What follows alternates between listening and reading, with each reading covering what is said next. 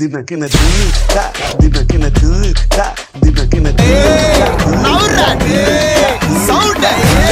ஒரு கற்பனை பயணம் நாடக வடிவில். இந்த நாடகம் பாரதியார் கோத்தன்பர்க்கிற்கு வருகிறார் என்ற கற்பனைக்கு அடிப்படையாக அமைந்துள்ளது. பாரதியாரை நினைவு கூறும் வகையில் ஒரு சிறிய நாடகம் நம் குழந்தைகள் வாயிலாக இங்கே.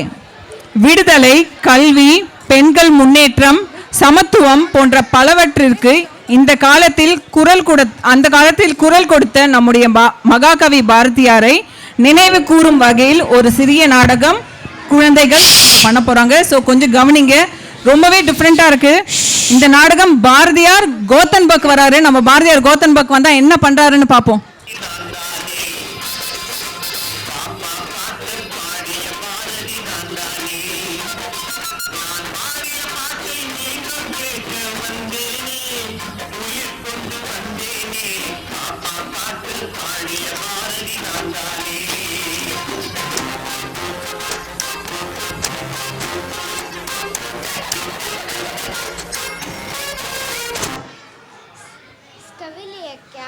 Jag ska leka. Vad ska vi leka? Ska vi leka i gungan? Ja, vi kan leka i stora gungan. Det är jätteroligt. Ja, vi ska leka där. குழந்தைகளே, பார்ப்பதற்கு தமிழ் பிள்ளைகள் போல் இருக்கிறீர்களே, ஆனால் வேறு மொழி பேசுகிறீர்கள். நீங்கள் தமிழ் பேசுவீர்களா? ஓ, நல்லா தமிழ் பேசுவோமே.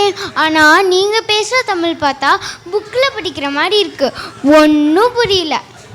ஓடி விளையாடும் பாப்பான் பாட்டு பாடின பாரதியார் நீங்கள் தானே? ஆம் குழந்தைகளே, நான் தான் அது. உங்களுக்கு எப்படி என்னை தெரியும்? நாங்கள் உங்களை தமிழ் புக்கில் பார்த்துக்கிறோமே. ஓ, நீங்கள் அயல் நாட்டிலிருந்தும் இவ்வளவு அழகாக தமிழ் பேசுவது எனக்கு விந்தையாக உள்ளது. அது எப்படி? நாங்க தான் கோத்தன்பர்க் தமிழ் சங்கம் நடத்துகிற தமிழ் பள்ளியில் இலவசமாக தமிழ் படிக்கிறோமே. இங்க தன்னார்வம் கொண்ட தமிழர்கள் தமிழ் சங்கத்தில் இணைஞ்சு 5 வயது மேல் இருக்க குழந்தைகளுக்கு தமிழ் சொல்லி தராங்க. டிவின்னு சொல்ற தமிழ் விர்ச்சுவல் அகாடமி மூலமா கூட தமிழ் சொல்லி தராங்க. சங்க காலத்தில் சங்கம் வைத்து தமிழ் மொழியை வளர்த்தார்கள். அதுபோல் இந்த ஏஐ காலத்திலும் சங்கம் வைத்து தமிழ் வளர்க்கிறீர்கள் என்று எண்ணும் போது தமிழன் என்று கர்வம் தலைக்கேறுகிறது. அது மட்டும் இல்ல, ஸ்வீடன் பள்ளிகள்ல தாய்மொழி கத்துக்க பரிந்துரைக்கிறாங்க. அதுக்கு வகுப்புகளும் எடுக்கிறாங்க. ஓ, ஸ்வீடன் பள்ளிகளிலும் தாய்மொழியை புகட்டுகிறார்களா? மிகவும் நன்று.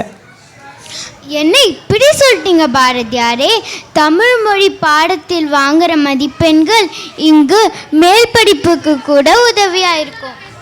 நம் தாய்மொழி தமிழை ஸ்வீடனில் எப்படி கற்பிக்கிறார்கள்? பாரதியாரே, உங்களுக்கு ஒன்றும் தெரியல போங்க. அதுக்கு தான் தமிழ் முறையாக பரீட்சை ஆசிரியர்கள் அரசாங்க வேலையில இங்க இருக்காங்க. ஆமா ஆமா, அவங்க எங்களை மாரி தமிழ் பசங்களுக்கு தமிழ் சொல்லி தராங்க. ஓ ஆமாம் அப்பா, எனக்கு இதெல்லாம் மிகவும் புதிதாக உள்ளது. நம் தமிழர்கள் ஸ்வீடன் அரசாங்க வேலையில் கூட உள்ளனரா? ஆமாம் பாரதியாரே, நம்ம தமிழர்கள் ஸ்வீடன் அரசாங்க வேலையில் கூட உள்ளனர். நம்ம தமிழர்கள் ஐடி, ஃபினான்ஸ், ஆட்டோமொபைல், எலக்ட்ரானிக்ஸ் போன்ற நிறைய துறைகள்லாம் இருக்காங்க. இது இல்லாமல் நிறைய தொழிலதிபர்களும் இருக்காங்க. இந்த எல்லா துறையிலையும் தமிழ் ஆண்கள் மட்டும் இல்லை, தமிழ் பெண்களும் நிறையா இருக்காங்க. ஓ அப்படியா? நான் கண்ட புதுமை பெண்களை இப்போது எல்லா இடத்திலும் பார்க்கிறேன். ஆனால் இதனால் பெண்களுக்கு அதிக வேலை இருக்குமே, எப்படி சமாளிக்கிறார்கள்? இந்த இடத்துல நான் ஒன்று சொல்லிக்க விரும்பினாயா? ஸ்வீடன் பொருட்டு வழியில் ஆண் பெண் பாகுபாடு இல்லாமல் எல்லா வேலையும் எல்லாரும் பார்க்குறோம். வீட்டு வேலையும் சேரும், குழந்தையும் பார்த்துக்கிறோம். சில நேரங்களில் இது ஆண்களுக்கானதான விதிச்சடையும் நாங்கள் தான் செய்கிறோம். அடுத்து ஆண்கள் முன்னேற்றத்துக்காக ஒரு பாட்டு எழுதும் போல் உள்ளதே. சரி, சிந்திக்கிறேன். அது போகட்டும், உங்களிடம் ஒரு கேள்வி இருக்கிறது. மறுபடியும் முதலேந்தா இப்பயே கண்ணு கட்டுதே. என்ன கேள்வி பாரதியாரே? எதை பத்தி? இங்கும் மக்களிடையே ஏற்றத்தாழ்வுகள் இருக்கிறதா? ஏற்றத்தாழ்வுகளா? அப்படின்னா என்ன? எங்களுக்கு தெரியாதே. இங்க அதை பத்தி பேசி நாங்க பார்த்ததே இல்லையே. நாங்க இங்க எந்த பாகுபாடு இல்லாமல் வாழ்றோம். இங்க ஸ்வீடன்ல எந்த ஏற்றத்தாழ்வுகளும் கிடையாது. கோத்தன்பர்க் தமிழ் சங்கத்துல எந்த மதமும் கிடையாது. சாதிகள் இல்லையடி பாப்பா அப்படிங்கிற உங்க பாட்டை பின்பற்றி வாழ்றோம். இங்க நாங்க எல்லாருமே தமிழ் மொழியால மட்டுமே இணைஞ்சிருக்கோம். சாதி இருண்டோழி வேறில்லை என்று அவ்வை கூறியது மெய்யாகிவிட்டது. உங்கள் எல்லோரையும் பார்த்ததிலும் கோத்தம்பர்கள் தமிழ் சங்கத்தை பற்றி தெரிந்து கொண்டதிலும் மட்டற்ற மகிழ்ச்சி அடைகிறேன். வாழ்க நிரந்தரம், வாழ்க தமிழ் மொழி, வாழ்க என் மக்கள்.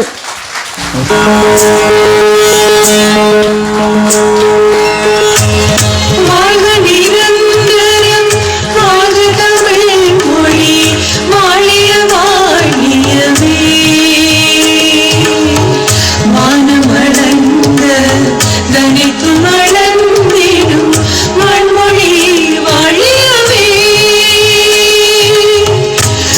கடல் வைப்பினும் தன்மனம் வீசி இசை கொண்டு வாழியவே. எங்கள் தமிழ் மொழி, எங்கள் தமிழ் மொழி என்றும் வாழியவே.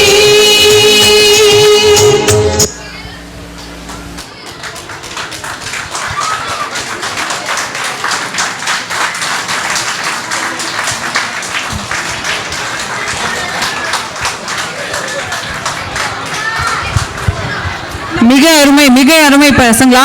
நிஜமாலேயே இந்த கற்பனையை நினைச்சு பார்க்கவே ரொம்ப சந்தோஷமா இருக்கு. நிஜமாலே நம்ம கோத்தன்பர்க் பாரதியார் வந்தா எப்படி இருக்குங்கிறத கண் முன்னாடி காட்டிட்டாங்க.